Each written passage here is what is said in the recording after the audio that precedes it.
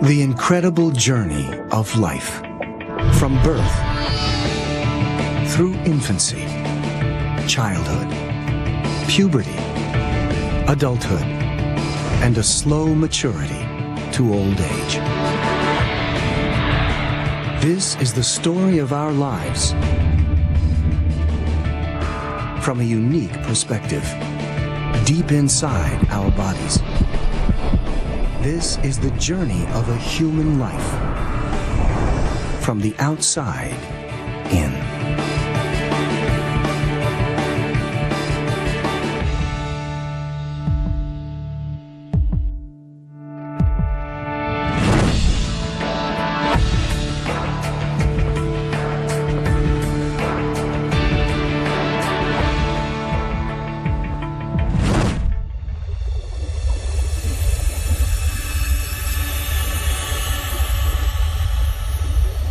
A fetus develops in the womb.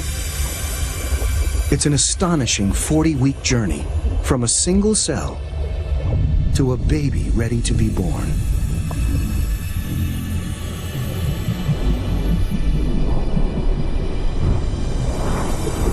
Its body is a miracle of microscopic design. Tiny, perfectly formed organs, each made up of billions of perfectly functioning cells. These cells are the building blocks of our bodies. They make us what we are, 100,000 billion cells, all working in harmony. Inside every cell is the same extraordinary engine, the machine that tells each cell how to grow and what functions to perform. DNA is unique to every person. A chemical blueprint of instructions that creates each new life.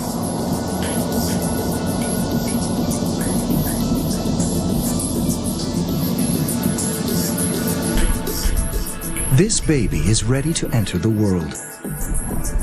A newborn person whose journey is about to begin.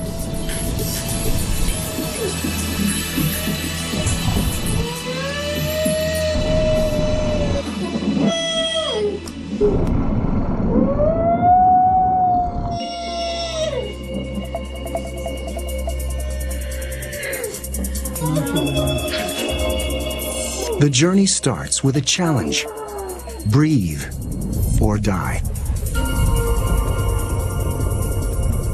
These lungs have never breathed before. They're still full of amniotic fluid that protected them for 9 long months. The newborn is in danger of drowning. Then, the body kicks into survival mode. The adrenal glands, right above the kidneys, send adrenaline surging around the body. It shocks the lungs into life. Muscles we need to breathe suddenly start to spasm. And we take our first breath.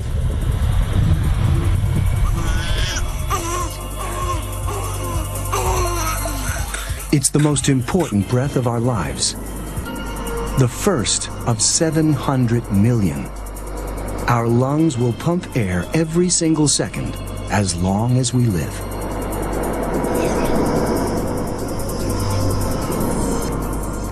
Air rushes down the windpipe, down thousands of branching tubes, and into nearly 30 million tiny air sacs, the alveoli.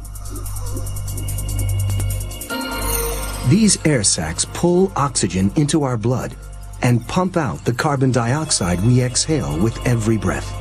And they do it non-stop for 80 years.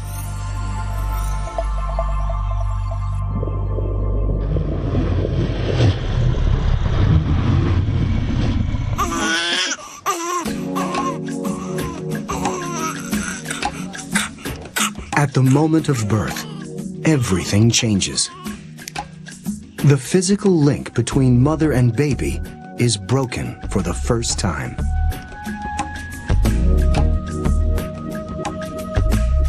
The first hour brings rapid change. all the baby's organs have to adapt to life outside the womb. It's a challenging and risky time.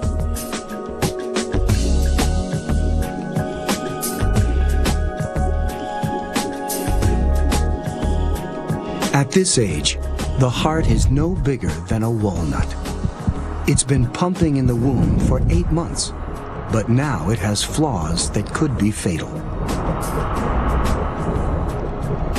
2 holes, one in the aorta and one in the heart. In the womb, they diverted blood away from our inactive lungs. Now that we need the lungs, the holes seal shut.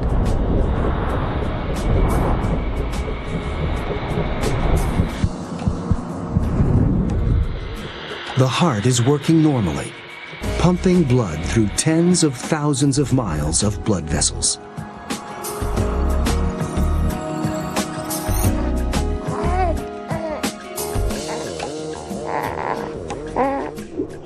Other systems are also gearing up. The digestive tract is ready to clear itself out to make room for its first meal. The bowels are full of digested amniotic fluid and dead cells, a sticky green-black tar-like material called meconium. It's corrosive stuff. If it ends up in the baby's lungs during labor, it can attack the delicate lining. But here in the gut, meconium is harmless. The digestive tract flushes it out within days.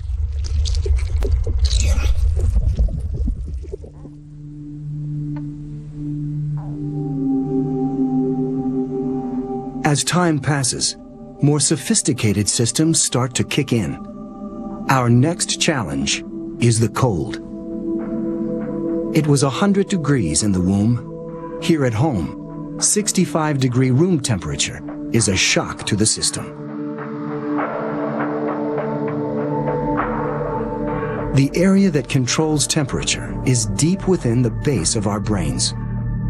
When an adult is too cold or hot, this area sends out instructions for our cells to produce more or less energy. It's called the hypothalamus, and like all our other organs, at this age, it's still immature. The brain is under pressure, making 100 trillion calculations per second just to keep our bodies functioning. But it's still learning how, and now we're in danger of hypothermia.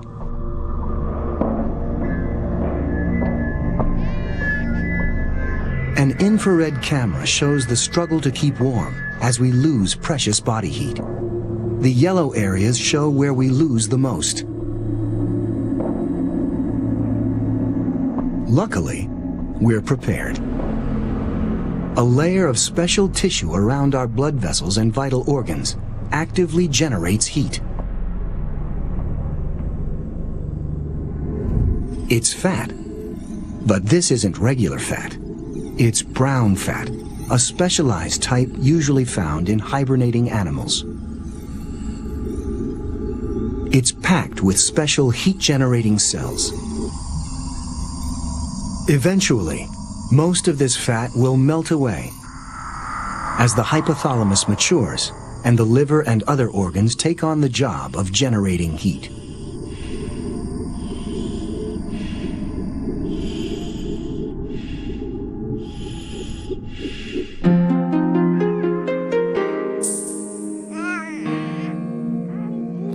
Just hours old, we know almost nothing about the world.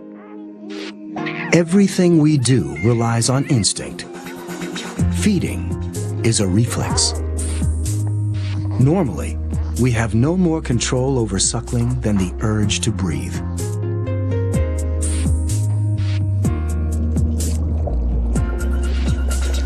This is milk on its first journey down the esophagus to the stomach.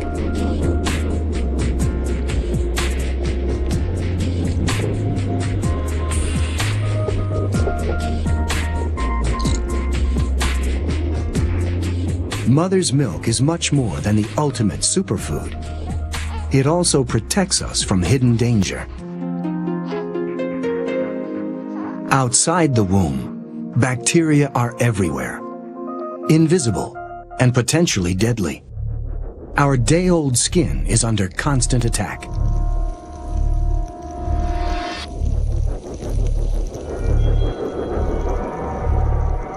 There are 10 times more bacteria than human cells in and on our bodies.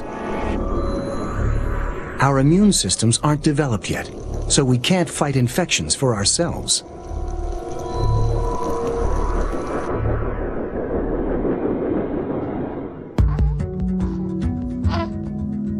Amazingly, our mother fights them for us through her milk.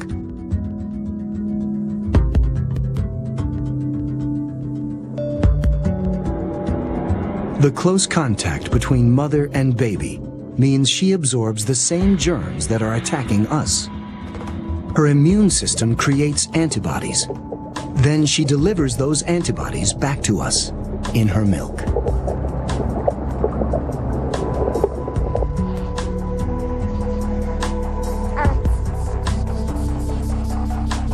Until our own immune systems develop, she will keep us safe. It's time to take on the world.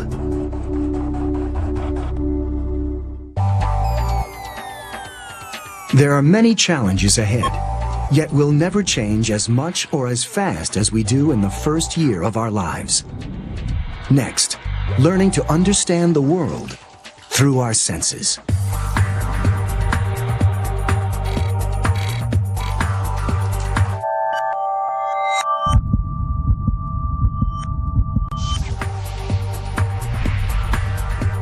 It's been 4 weeks since birth. The baby has drunk nearly 30 pints of milk and has put on 2 pounds, a quarter of its body weight. It's time for its first trip outside.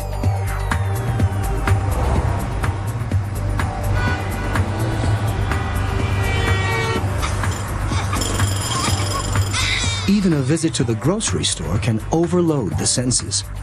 It's noisy, bright, and smelly.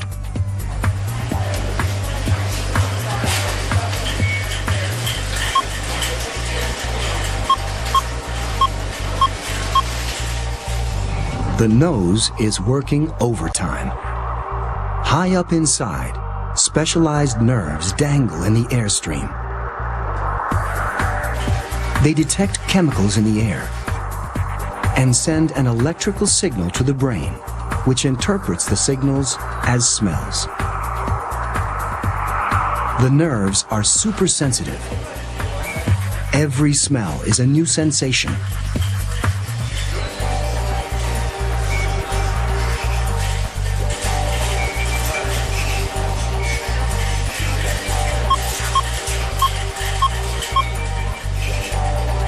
The same goes for our hearing. Strange new world. Strange new sounds.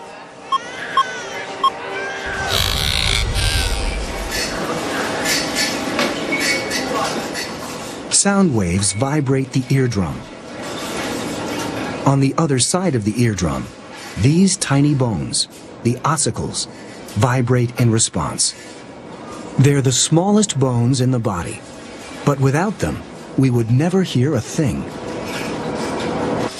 They use leverage to amplify the vibrations, hitting the eardrum 22 times.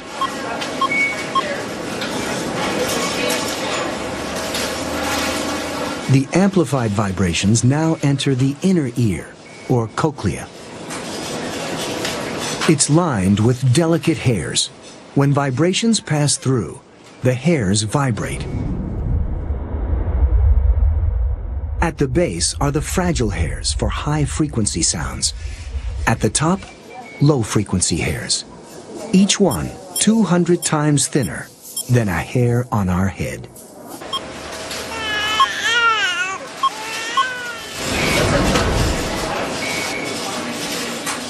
Over time, loud noises will damage these hairs. But at this age, they're perfect. Our hearing will never be this good again. The story is different for eyesight. We're born with very underdeveloped vision. Even at 1 month, the world is blurred and mostly black and white. Every aspect of our vision is rudimentary.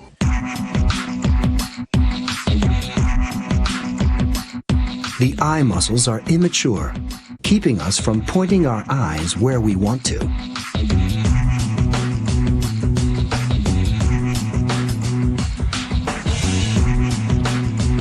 Inside the eye, the lens muscles still can't focus, and the lens flips the image it receives.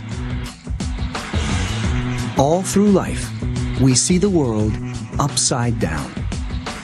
The picture only gets reoriented in our brains. Right now, the picture is on the retina, the screen at the back of the eye. The retina has 2 types of cells, rods and cones, which transform the light that hits them into electric signals. The cones detect color information, but because they're not developed yet, we see mostly in black and white during our first month. From the retina, the signals travel along 2 thick nerves under the brain. At the back is where we process visual information. When the image arrives, the real challenge begins. Our immature brains haven't learned to interpret the data yet. That's changing fast.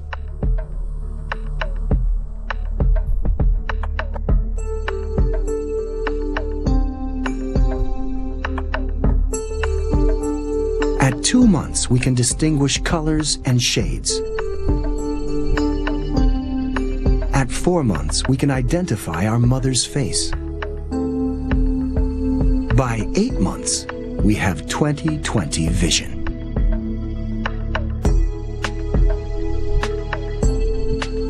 Along with our perfect eyesight comes a growth spurt.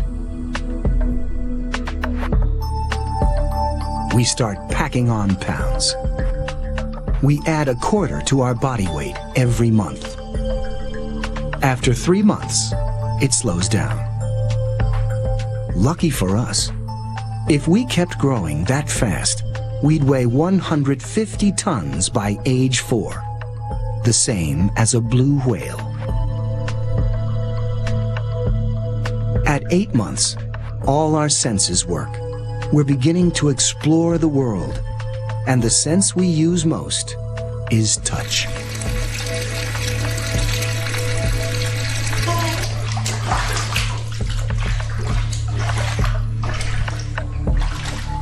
Touch something too hot, and temperature sensors in the skin send nerve signals racing up the arm,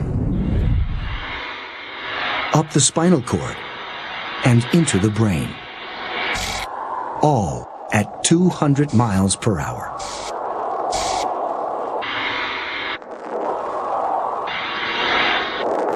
The brain detects the signal, interprets it as pain, and fires another signal back to the muscles. We move the hand away. We have sensory nerve receptors all over our skin, but some areas are more sensitive than others. The hands, face, and mouth. There are 9,000 sensory receptors on the tongue alone, which is why babies use their mouths to explore.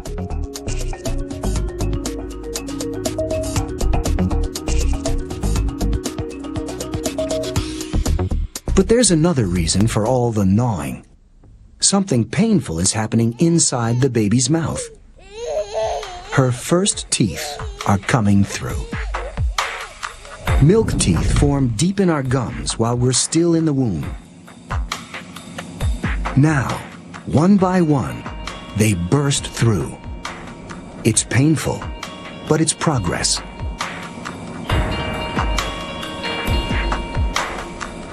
At last, we can start to eat solid foods, which help us grow the healthy bones we need for our next vital step: learning to walk.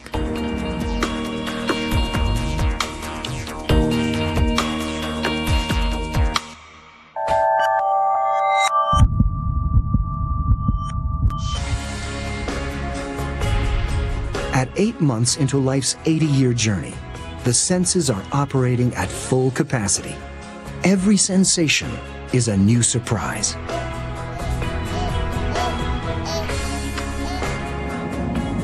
And with her new teeth, she can take on more solid foods. Digestion starts in the mouth. Teeth grind up the food. Then, special glands under the tongue pump out saliva to help break down and lubricate the food on its 12-hour, 13-foot journey through the gut.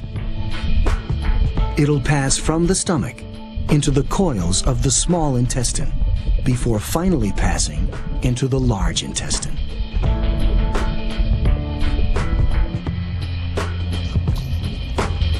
Waves of contracting muscle keep the food moving, a process called peristalsis.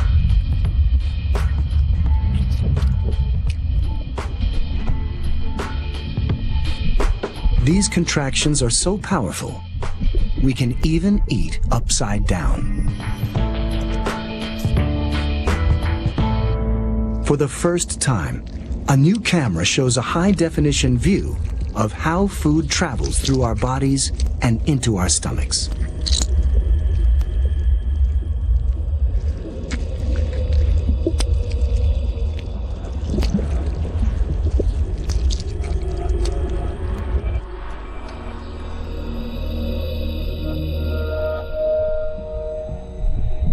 Food enters the stomach through a hole at the top.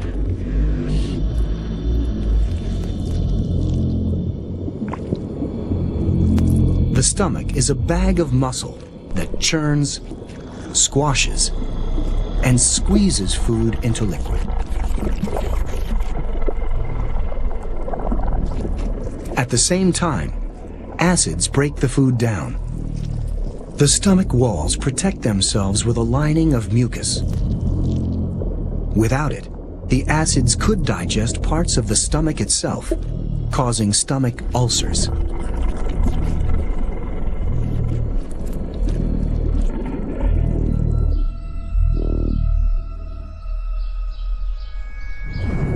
About an hour later, the stomach squeezes the broken down food out through a tiny hole called the pyloric sphincter.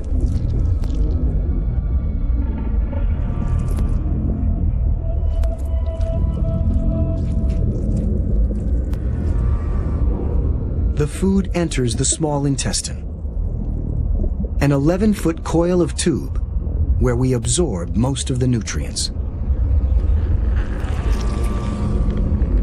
The interior wall of the small intestine is lined with millions of microscopic projections called villi.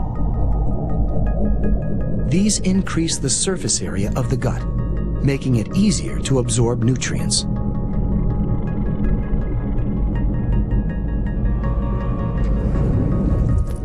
First, the pancreas pumps out a juice that neutralizes stomach acid.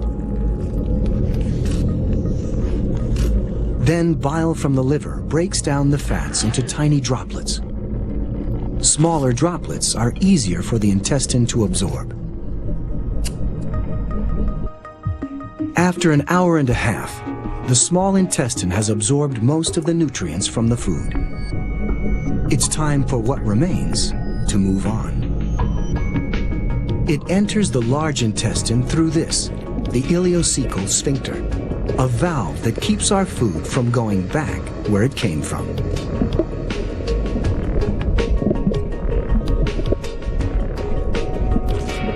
What's left is a mix of waste food and dead cells from the walls of the gut.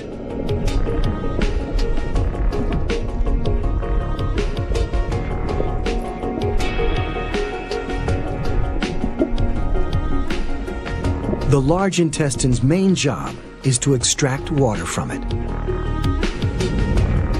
Lots of bacteria live here too, but it isn't because of an infection.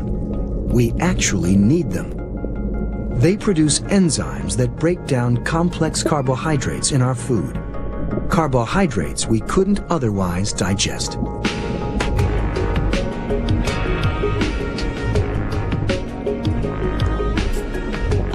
Finally, after about 12 hours, we expel what's left of our first meal.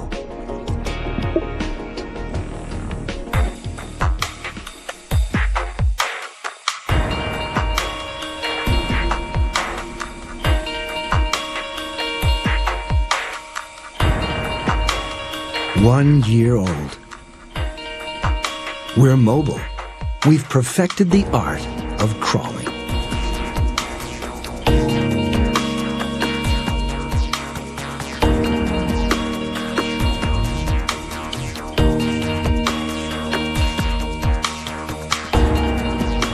Our bones are stronger. They need to be. We're getting pretty heavy. At birth, the skeleton is mostly cartilage, the same material as our ears. Cartilage is flexible. It's what allows us to squeeze through the birth canal. But after birth, our soft skeletons are a problem. They need to be rigid to support our growing bodies and protect our vital organs.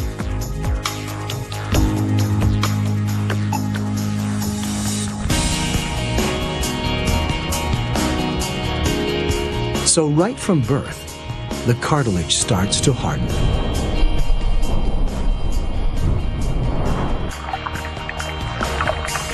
Special cells called osteoblasts lay down minerals that turn soft cartilage into hard bone. Some bones even fuse together. At birth, we have gaps between the plates of the skull, which allow the skull to deform during birth. Through our first year, these gaps gradually close until the skull is finally complete. As our skeletons develop, so does our desire to get around. We're about to hit one of the major milestones in life, standing on 2 feet. The key isn't strength, it's balance. And the secret to standing is hidden deep in our ears.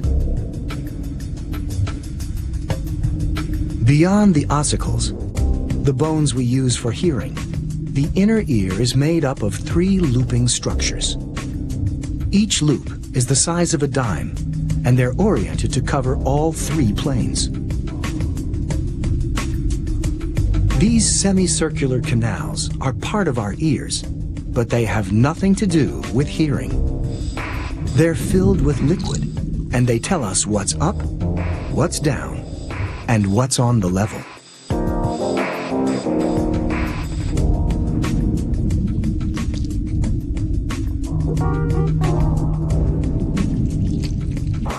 The liquid inside sloshes against sensor hairs lining the tubes. The hairs send data to the brain about how we are oriented and our direction of movement. These are our organs of balance.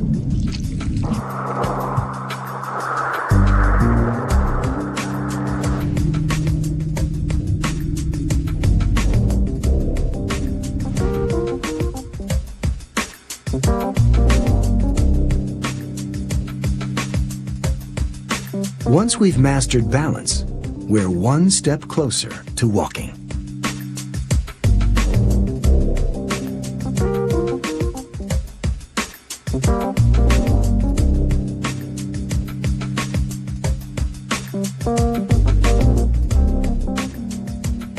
Now there's no limit to where we can go and what we can learn.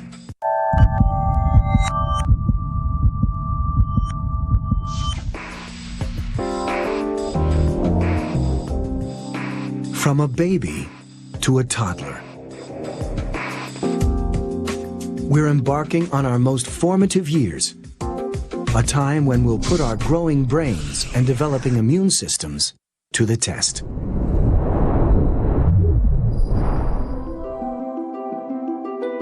Age 2. We've survived infancy and can stand on our own 2 feet. Next up is a uniquely human challenge, learning to talk.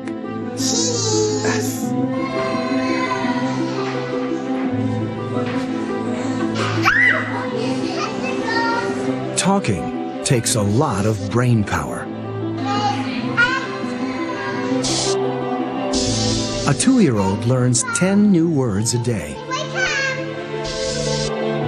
This is Broca's area, the region at the side of the brain used for speech production and comprehension.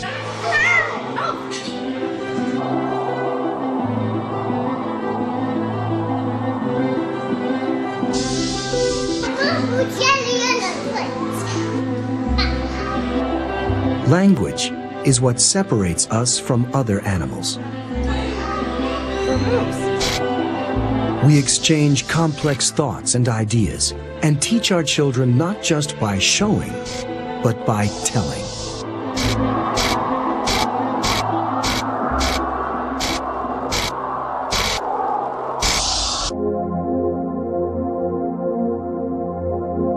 As our brains develop, we gain other uniquely human qualities.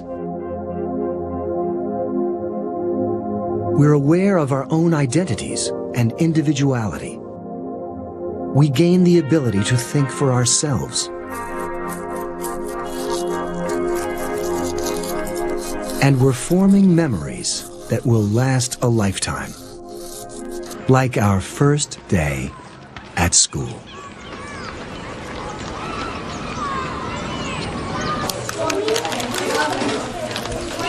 We may remember what was going on around us, but the real action is happening inside. The brain is a mass of 100 billion nerve cells. Between them, they generate enough electricity to keep a light bulb burning for a day.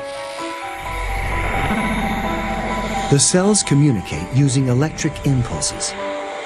Each impulse is a tiny fragment of thought or memory. When we hear a new word, my grandpa's veteran. Our ears convert the sound into electrical impulses in our brains.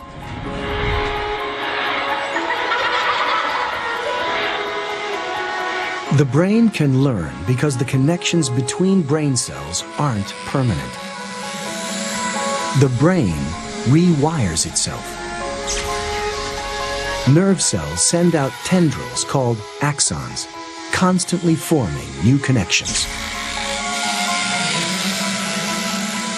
The cells meet at a tiny gap called a synapse. Chemicals bridge the gap to allow the impulse to continue the chain.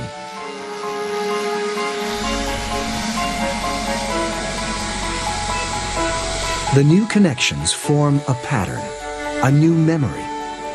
We learn by making new connections between brain cells and then reinforcing them through repetition. The stronger the reinforcement, the more likely the memory will stick.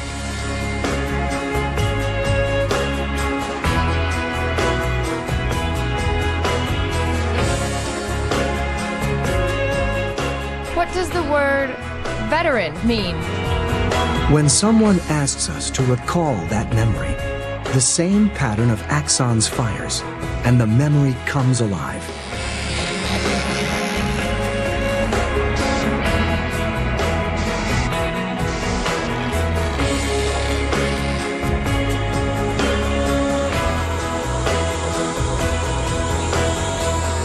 Our brains respond by sending messages to the nerves that drive the muscles in our arms. We raise our hands.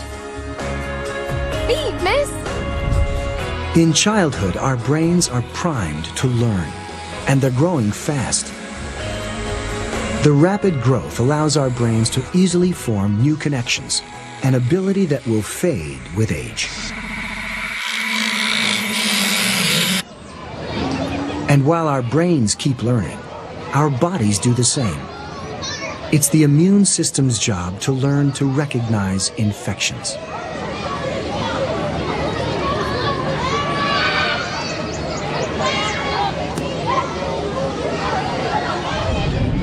Every germ that enters the body carries the potential threat of disease. But first, the germ has to get there. Immunity doesn't begin inside our bodies. We start fighting germs the moment they touch us. We have an arsenal of defenses against infection. Our eyebrows and eyelashes, ear hairs, and nasal hairs catch airborne bacteria. Sweat, tears, and mucus wash them off. Our skin constantly sheds its top layer of cells, taking bacteria with it. The mouth is especially vulnerable. Here, too, we are armed and ready to fire. Each squirt of saliva contains lysozyme, an enzyme specially targeted to destroy bacteria.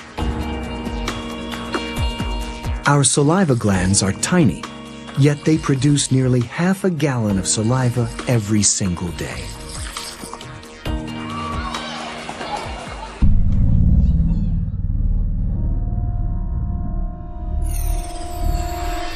Sometimes, a pathogen breaks through these external defenses, and our immature immune system reacts to prevent infection.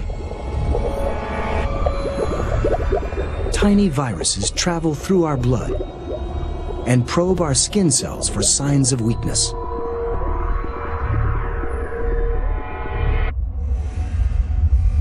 The virus hijacks a cell and manufactures thousands of copies of it. Then, the infected cell ruptures, spreading even more viruses around the body.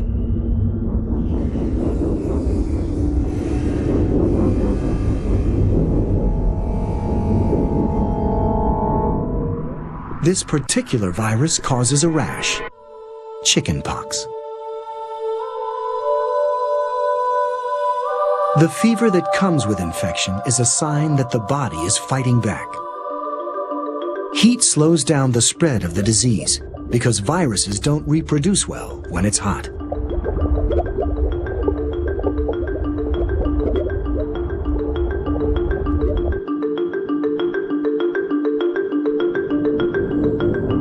The immune system kicks into action.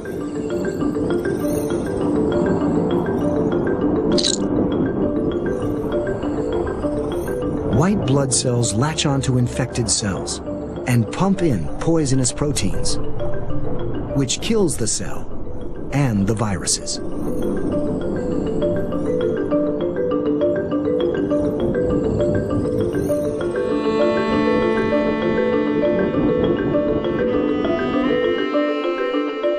Crusty skin blisters signal the battle waged between the immune system and its viral assailants.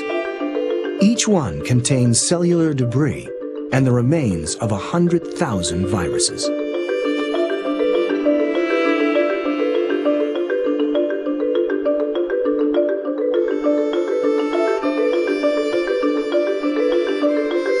It may be unpleasant, but getting diseases like this when we're young is vital for our developing immune systems. Our bodies create memory molecules against the virus, antibodies. We used to rely on antibodies from mother's milk. Now, we make our own.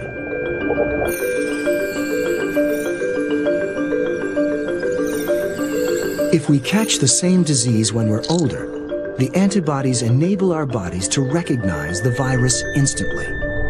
White blood cells wipe it out before it has a chance to take hold.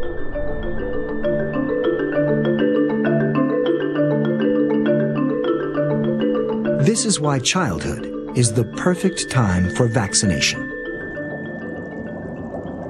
Vaccines are harmless doses of viruses like mumps, polio, or rubella. The body creates antibodies as if it had really been infected. Now, if we ever catch the real thing, the body will recognize it and attack. Age 11. Childhood is nearly over, and we're about to change like never before. We're on the cusp of adolescence. But first, the hormone surge of puberty.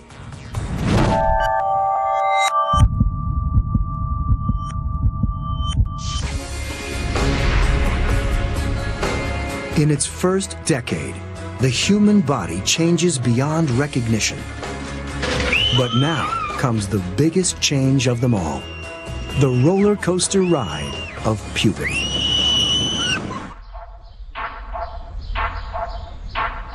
By age 11, puberty is already underway for most.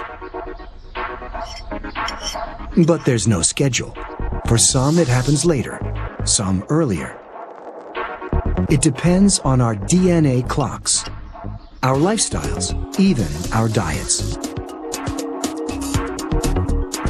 Whether 10 or 13, female or male, it begins in the brain for all of us. At the base, the hypothalamus, the same region that controls our body temperature.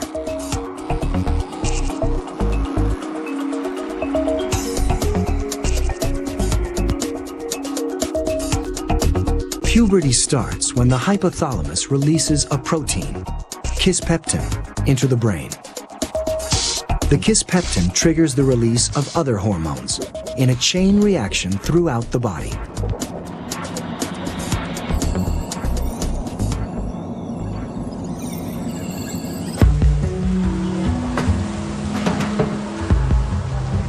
Only then do our sex organs begin to mature. In girls, that means ovulation.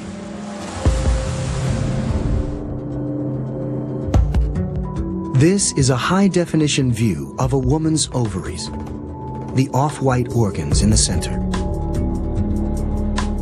This unique footage from Gold Coast IVF Fertility Center in New York shows an actual egg inside a protective blister of fluid.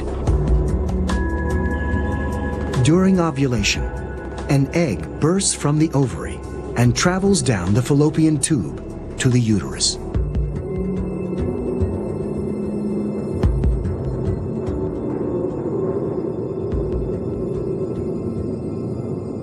From now until menopause, the same thing will happen every month. Then, menstruation clears the uterus of unfertilized eggs.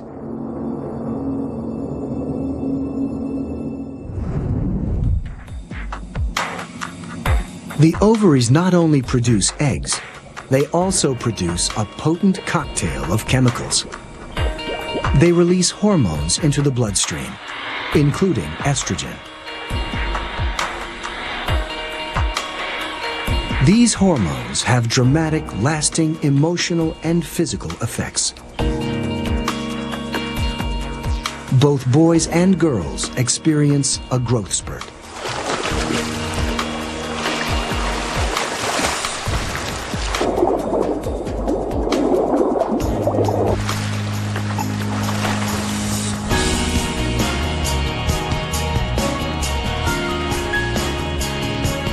Women and men's body shapes diverge. Girls become women. Boys become men.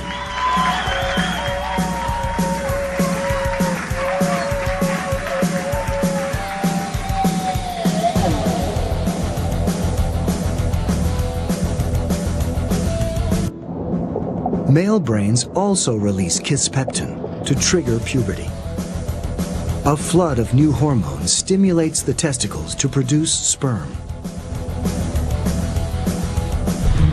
The testicles also generate a 10-fold surge in testosterone, the hormone that creates the physical characteristics of manhood. The larynx opens up and tilts forward. The vocal cords stretch wider. The longer chords vibrate at a lower pitch. The voice deepens.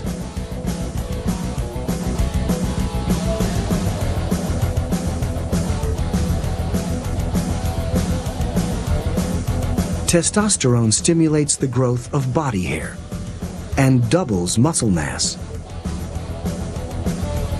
including 40% more heart muscle.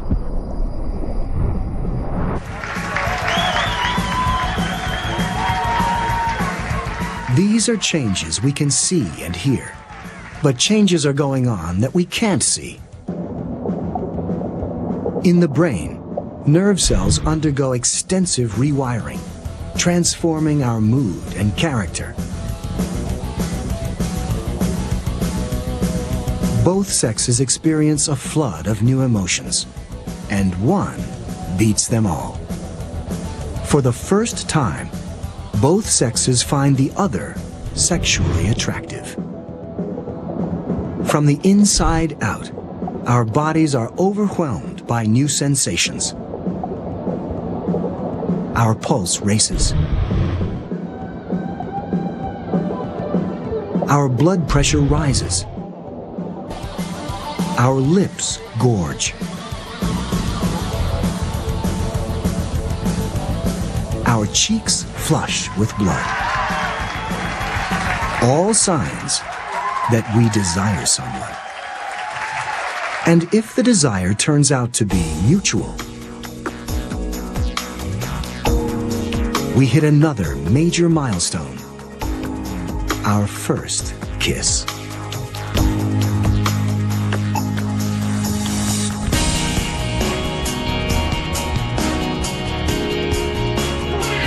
In its first 2 decades, the human body accomplishes something close to miraculous. We're nearly 4 times our original height, 21 times heavier. We've digested 9,000 tons of food. Our hearts have beaten over 1 billion times. Our lungs have drawn over 200 million breaths. Now, with puberty behind us, we're ready, in mind and body, to become adults.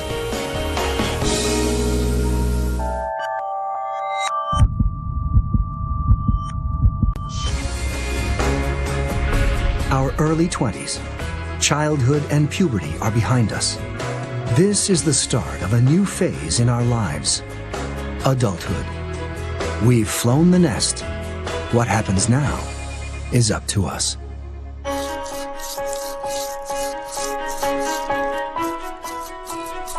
In our 20s, we look and feel better than at any other time in our lives. We're in our prime, both outside and in. Trillions of cells make up our organs and tissues. Over time, these wear out or get damaged, but new cells grow and divide to replace the old ones. Our body replaces entire organs, so it's no wonder we feel good.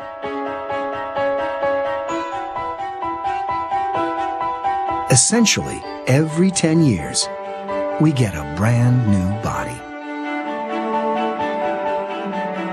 Some tissues regenerate even faster, like our hair and nails, which requires a quick trip to the salon every so often.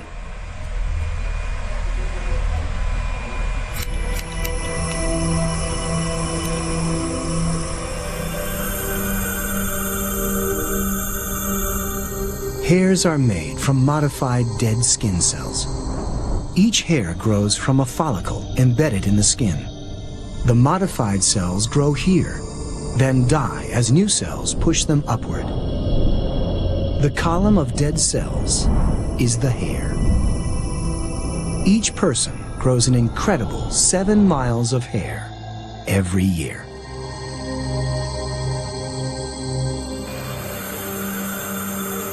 Our hair grows whether we want it to or not, but other parts of our body are partially under our control. Choices we make now, like exercising, affect us for the rest of our lives.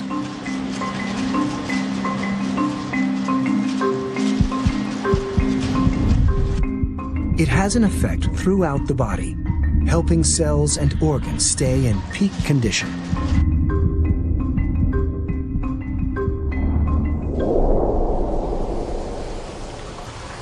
Our muscles are also building. This is a new imaging technique that combines the highest resolution CT scans with cutting-edge computer power. It's called volumetric, and it shows how our 650 skeletal muscles make up to 1/3 of our adult body weight. It's been suggested that if all the muscles in the body work together, they would generate enough power to lift more than 11 tons, the weight of more than 4 SUVs.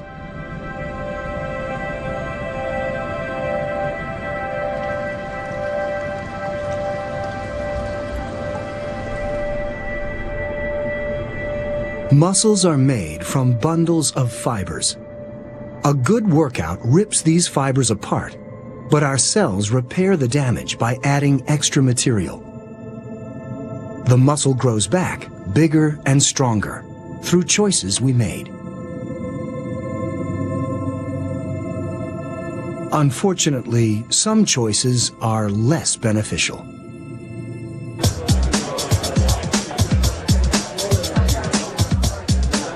Some expose us to damage that even our youthful cells can't repair.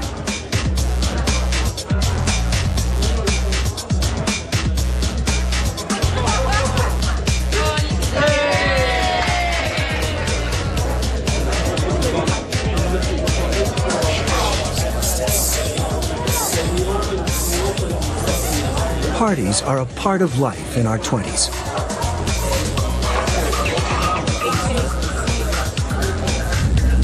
We all know smoke can damage the lungs. But smoke isn't the only hazard here. Our hearing is under threat too, from loud noise.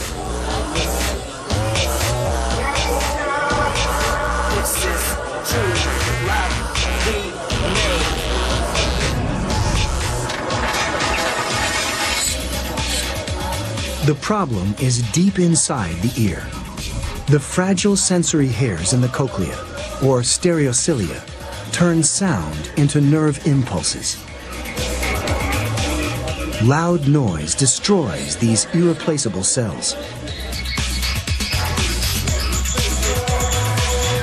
The hairs that respond to high frequencies are most affected, maybe because high-pitched sounds shake their foundations more violently.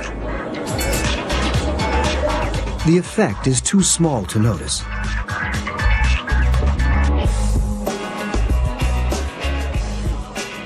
But the frequency range of our hearing is already shrinking.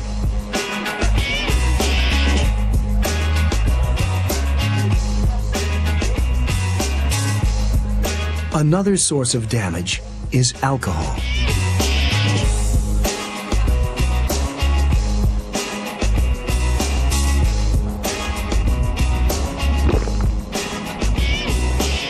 As we absorb alcohol into our bloodstream, it affects both our organs and our state of mind.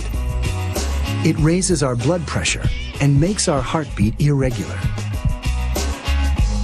We relax, lose our inhibitions, and our coordination.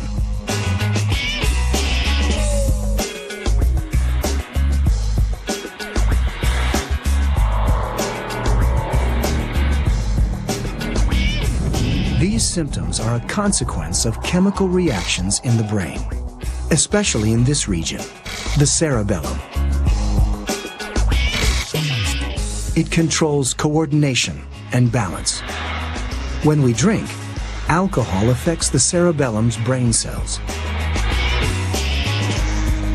Some synapses accept the signal more frequently. Others become totally blocked. The more we drink, the more extreme the effect.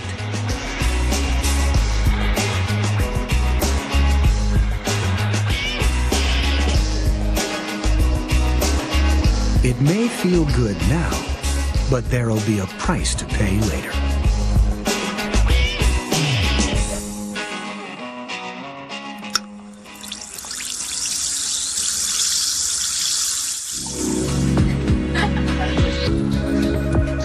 Time passes, and we get to know our limits.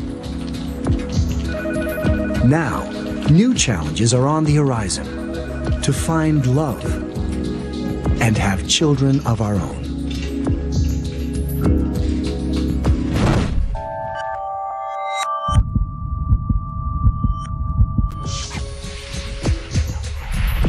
Our late 20s. Childhood is a distant memory, but not the thrill of our first kiss. That was pure lust. Now, it's time for something new.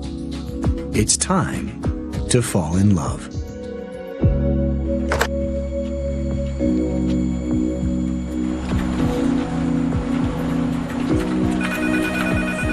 Many of us meet our future partners at work. We may think the attraction is social or physical, but a lot of it is biological.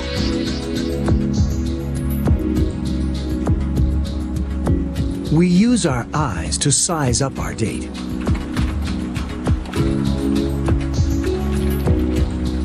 But looks aren't everything. Attraction is also about smell. Inside the nose, olfactory nerves do more than detect smells. They also detect chemicals we can't smell. Pheromones, odorless hormonal messages we release in our sweat. Pheromones carry information about our genetic health and our ability to resist disease. Our brains use these signals to help choose a partner with the best possible genes for our children. Love is more than just an emotion. It's all about chemistry.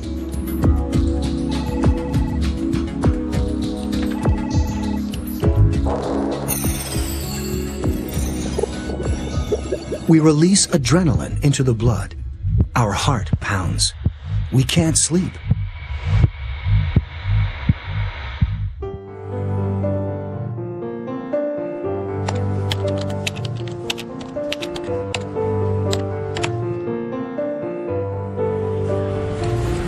When that happens, another hormone comes into play. The brain floods with dopamine, the feel-good hormone. It's as potent as cocaine, makes us euphoric, and it's addictive. It leaves us wanting more.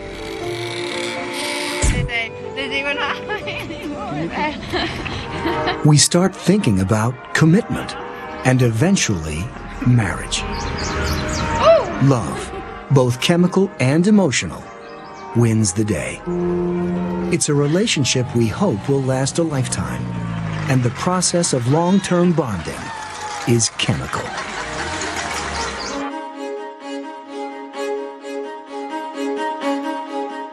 Sex isn't just about procreation or recreation.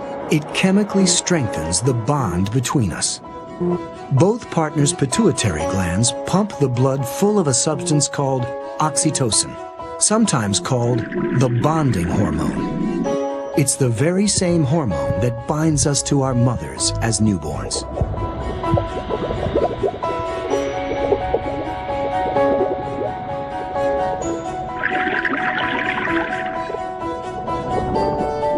Some anthropologists believe oxytocin could be evolution's way of creating a bond that's strong enough to endure the trials of parenthood.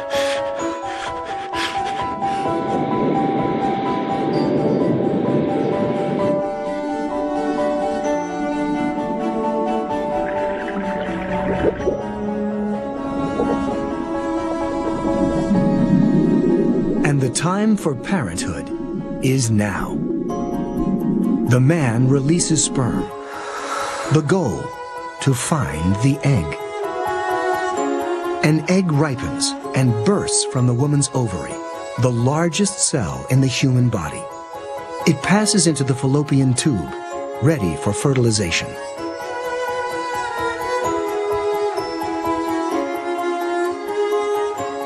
Sperm are the smallest cells in the human body, and they have a tough journey ahead of them. First, they have to survive the hostile environment of the vagina.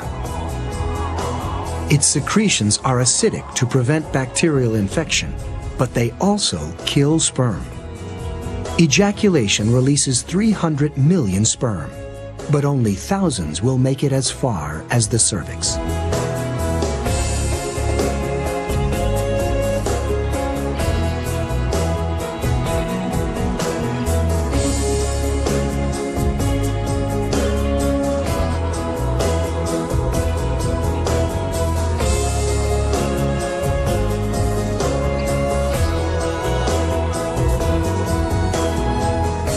The surviving sperm swim into the uterus and fallopian tube.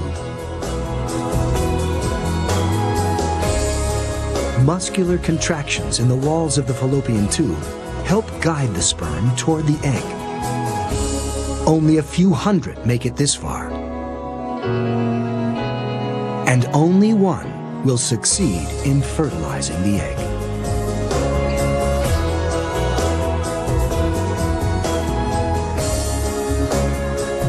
This truly is survival of the fittest.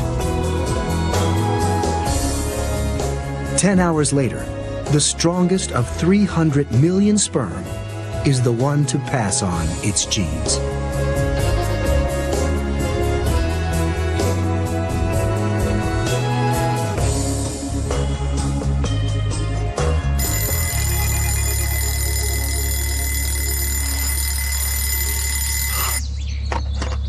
So far, there's no sign of conception.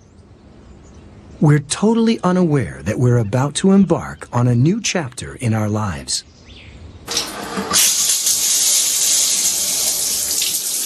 Over the next 40 weeks, a single cell will develop into a perfectly formed baby.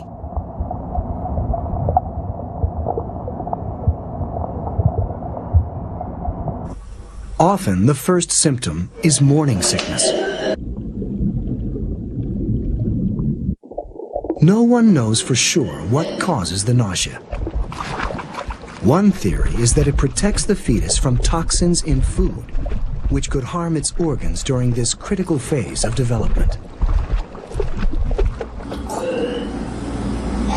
Another theory is that nausea is a side effect of the mother's immune system, as it weakens to avoid attacking the developing embryo.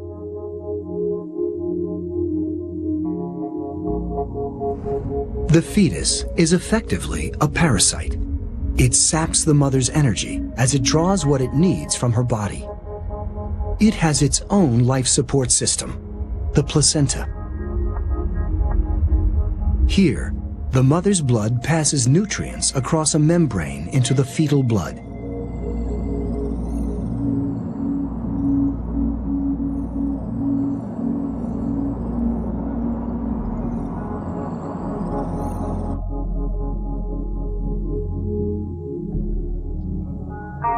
With this constant supply of nourishment, the fetus grows over 30 ounces in its first 10 weeks. The uterus expands to 1,000 times its normal size, just to hold it.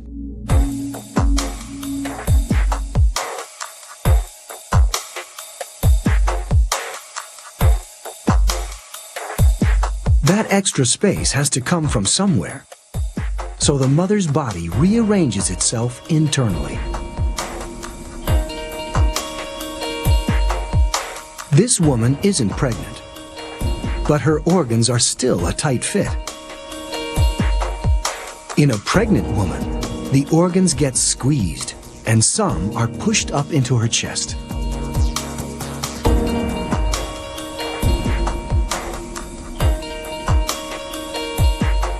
Not only are the organs squished, now they're working for two. The lungs and heart work harder than ever before. To make space, muscles and tendons in the spine relax, and it curves out of its normal shape.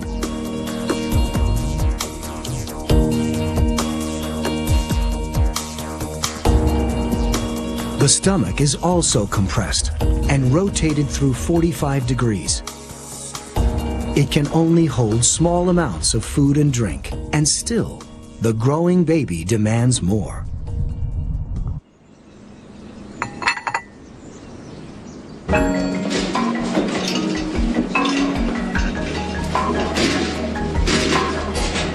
After 9 months, it's time to give birth. And pushing out a 7-pound baby can be quite a challenge. Softened tendons allow the pelvis to open up the birth canal. But even so, it's a cramped space. Volumetric imaging shows the claustrophobic route the baby has to take, with a tight twist to get around the tailbone.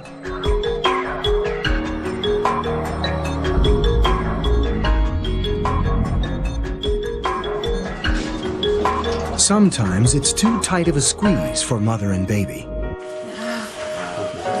The only option for a safe delivery is surgery, a cesarean section.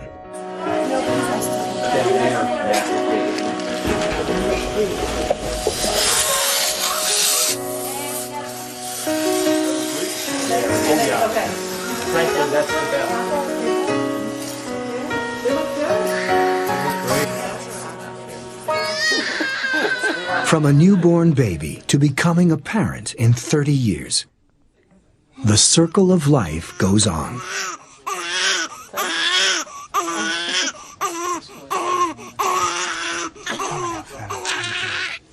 Yeah.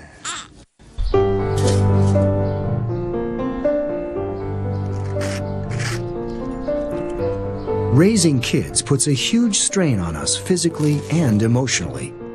Life will never be the same again.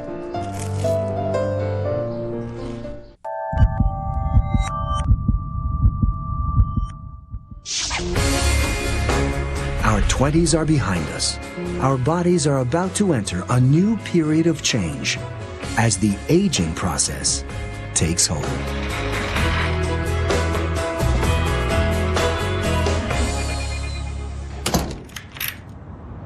Some experts believe that we all start aging from the moment we're born.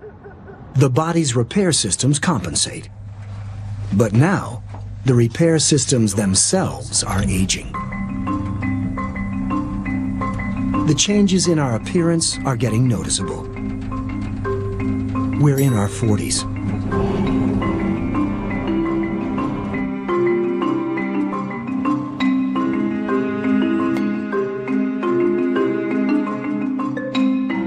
The cumulative effect of years in the sun causes the first symptom: wrinkles. Since birth, our skin cells have replenished our skin at an astonishing rate.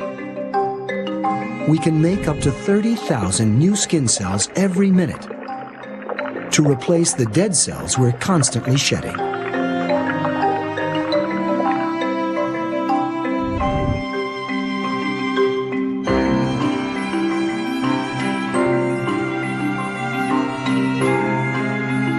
By 45, we've created more than 400 pounds of dust from old skin cells. Whatever our age, our skin cells are never more than a few months old.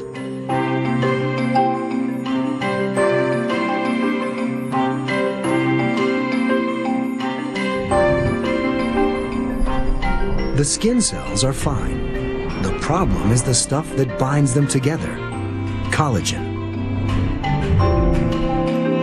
Ultraviolet radiation in sunlight triggers a molecular chain reaction that degrades collagen.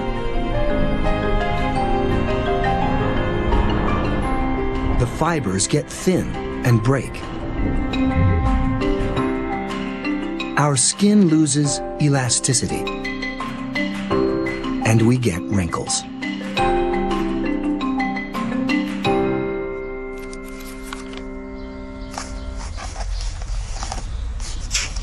Our eyesight is also changing. A few years ago, we could easily read without glasses.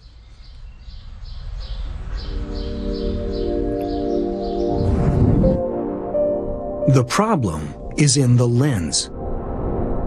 Inner lens cells, along with heart cells and most brain cells, are among the only cells our bodies never replace. They're exactly the same lens cells we had as babies. As we get older, the lenses gradually stiffen. They don't focus as well. And our eyes start to dry out. We produce less fluid to lubricate the eye and fewer tears to flush out debris.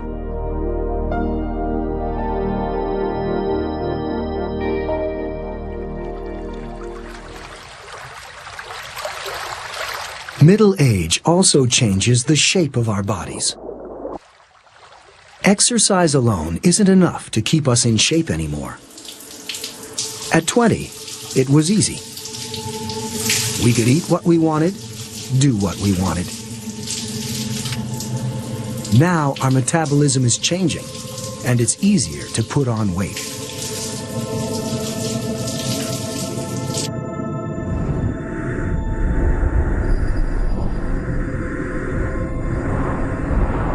The explanation is in our blood.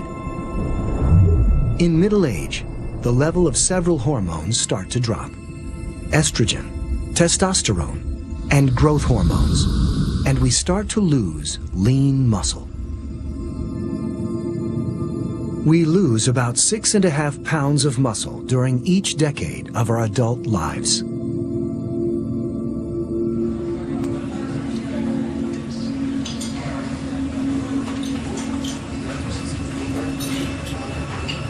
Less muscle means the body burns fewer calories. We need less fuel.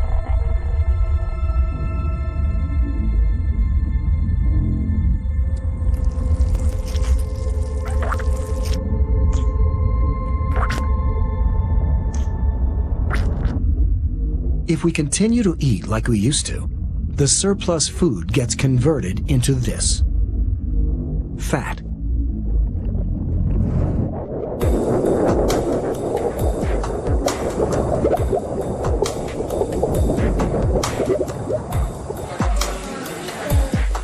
For women, fat tends to go to their hips. It's the body's way of providing a steady energy supply for pregnancy. Men store fat in a different area, their bellies. Belly fat evolved for quick energy release. It helped sustain our male ancestors during hunting trips.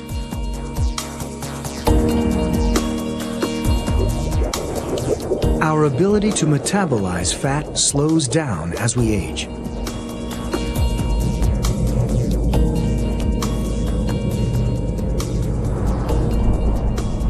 Inside each cell in our bodies, there are tiny structures called mitochondria.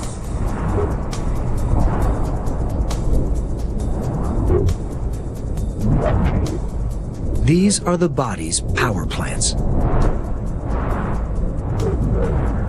They combine nutrients from food with oxygen from the lungs to release energy. As we get older, the number of mitochondria dwindles, and we lose the ability to metabolize fat as efficiently. Too many calories and a drop in metabolic rate can be a lethal combination. Fat is much more than an extra inch on our waistline. It spreads throughout the entire body.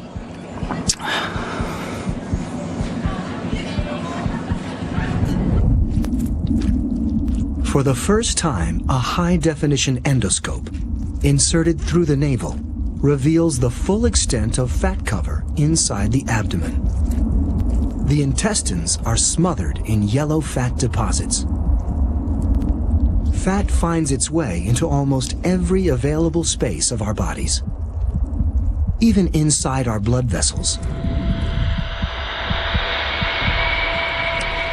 Deposits build up on the inner walls, narrowing the tube. The heart has to work harder to pump blood through the restricted vessels.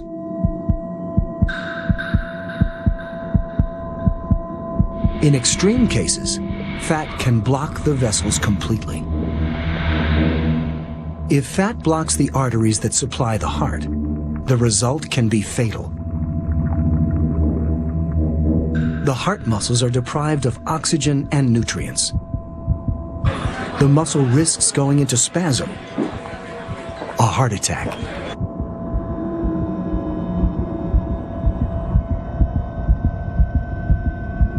Heart disease is the biggest killer in the Western world.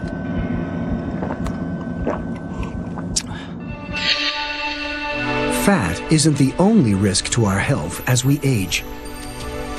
Stress also plays a damaging role. Middle-aged life is stressful. Holding down a job and raising teenage kids. Stress is exhausting, but the damage doesn't stop there. It also speeds up the aging process.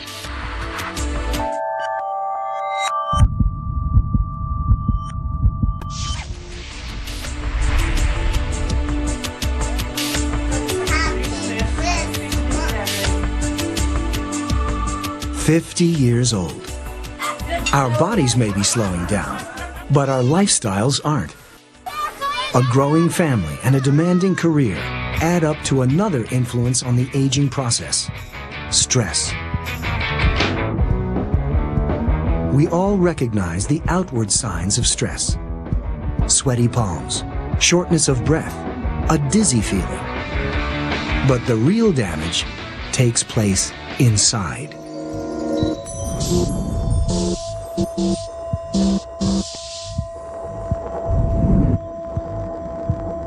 Our bodies instinctively shift into fight or flight mode.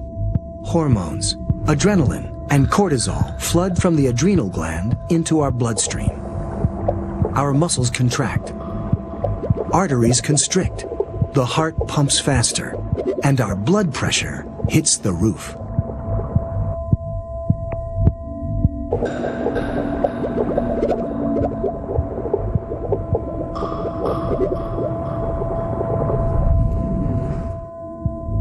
We evolved the fight or flight reflex to quickly respond to attacks from predators.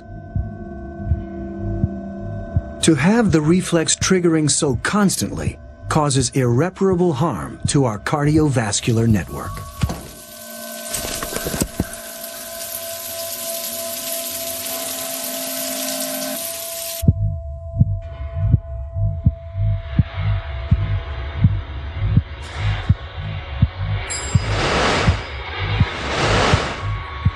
Stress accelerates the aging of our blood vessels. High blood pressure damages cells in the artery walls. They become stiff and thick. Especially here in the biggest artery, the aorta. Arteries with stiff walls restrict blood flow. As our blood pressure rises, the heart is forced to work harder.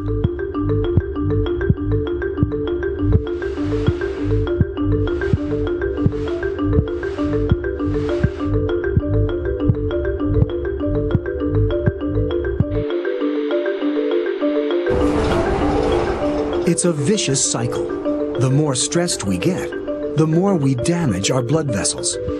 And the more we damage our blood vessels, the less we're able to deal with the effects of stress.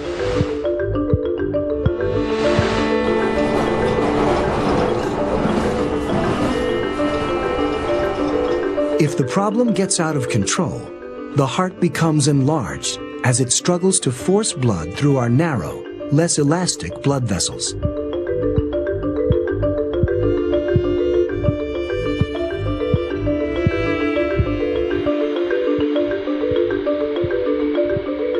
High blood pressure can even rupture blood vessels in the brain. A stroke.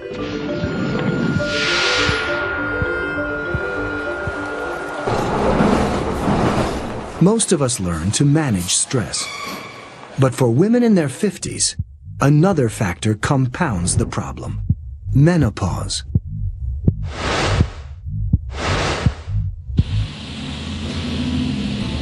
In her 50s, a woman's ovaries stop releasing eggs. They also stop producing the sex hormones estrogen and progesterone, which signals the end of a woman's reproductive life.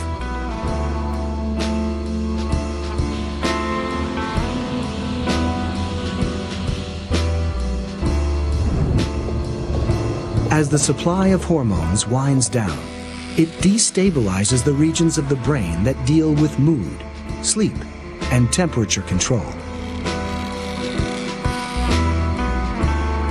When the hypothalamus is thrown off course, hot flashes occur. Moments when the body can't set its thermostat correctly.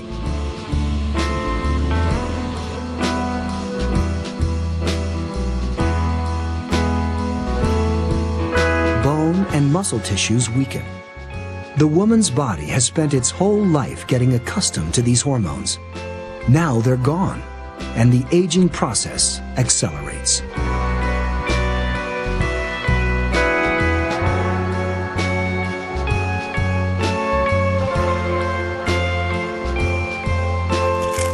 Our 60s come and go. Our kids leave home, and we leave work. We enter a new phase of life, old age.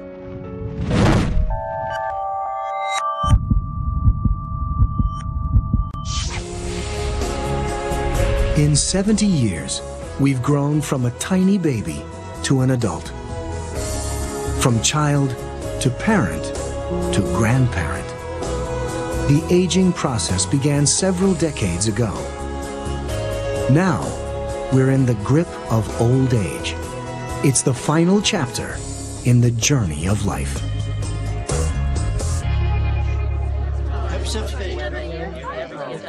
When we retire from work, we gain a slower lifestyle, and our bodies slow down. The outward signs of aging are only the beginning.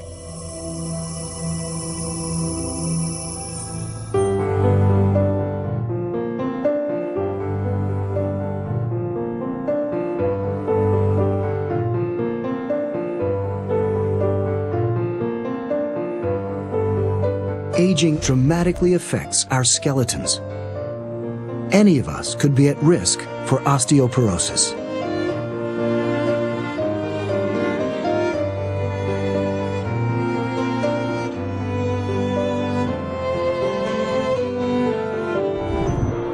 Our bone cells are still hard at work, destroying old bone and replacing it with new.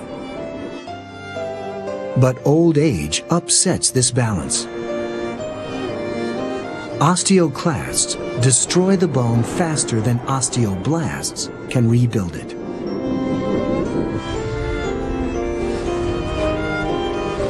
What remains is a hollowed-out cluster of brittle bone fibers. Our bones slowly crumble as the years slide by.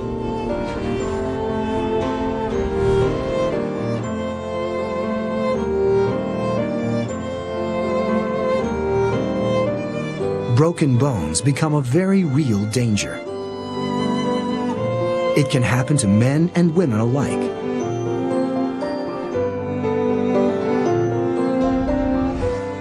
But the process is faster in women because of the hormonal changes of menopause.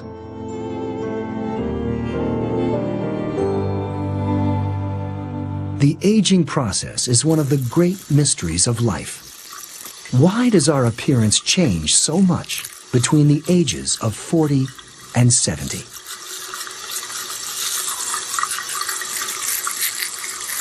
It's more than wear and tear.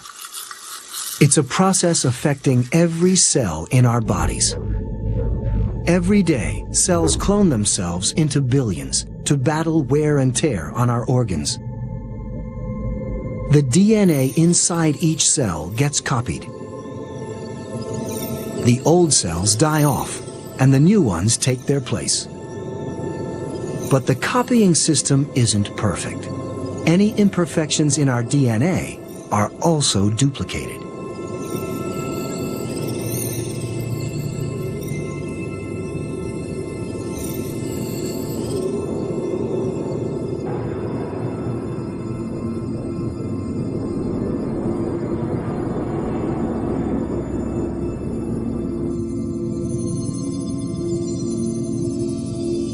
Over a lifetime, we make so many copies of ourselves that even the tiniest defects accumulate.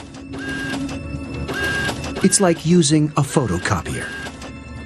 Copies made from copies degrade in quality.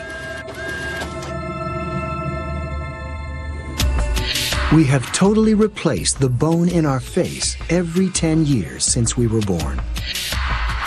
Our 70-year-old face is a seventh-generation copy of our baby face.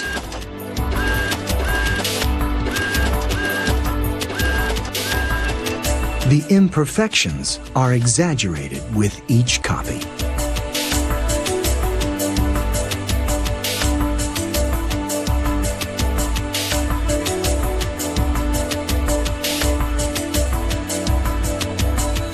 Another reason for aging could be the air that we breathe.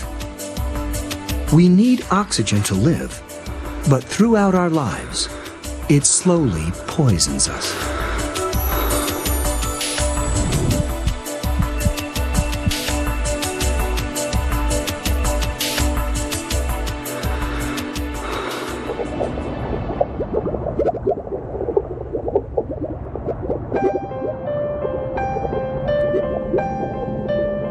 Inside each of our cells, our mitochondria are like tiny power plants, combining food with oxygen. They create the energy we need, but just like a power plant, they also generate pollution. In this case, the pollutant is oxygen. The mitochondria change the molecules into unstable forms called free radicals.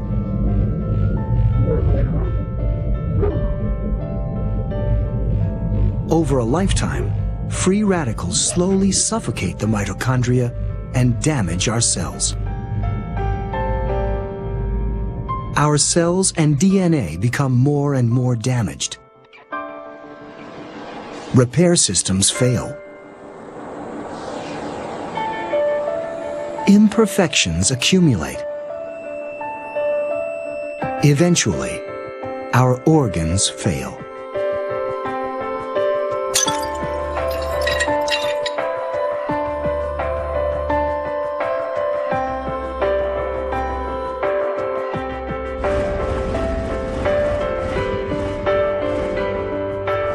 Even with a healthy lifestyle and the best medicine, death is unavoidable. Our DNA makes us what we are and guides our development, but it also determines how long we live.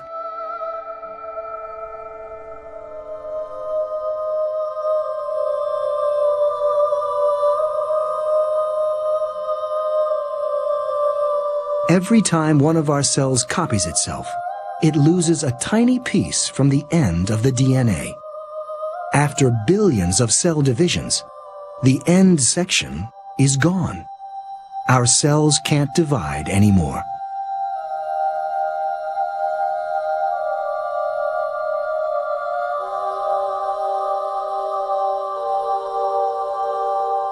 Death, like life, is a biological process.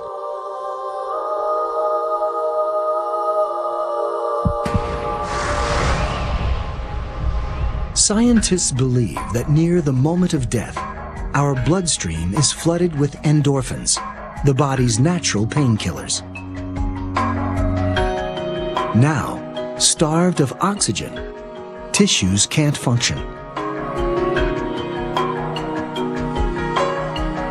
Within 10 seconds, the brain's electrical activity drops.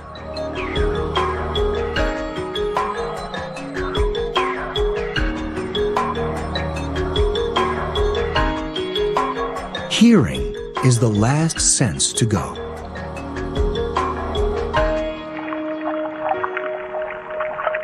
It can take 24 hours for our skin cells to stop dividing.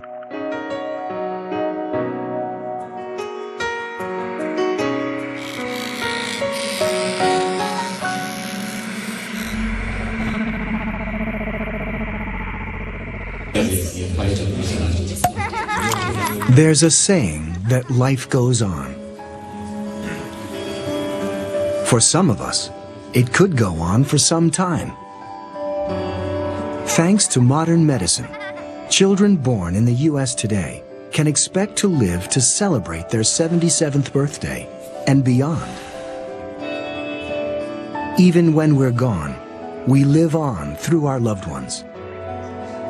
Our children and their children carry our genes in every cell. They carry memories of us too, the moments they've shared from our extraordinary story. All journeys must come to an end. But what a journey it's been.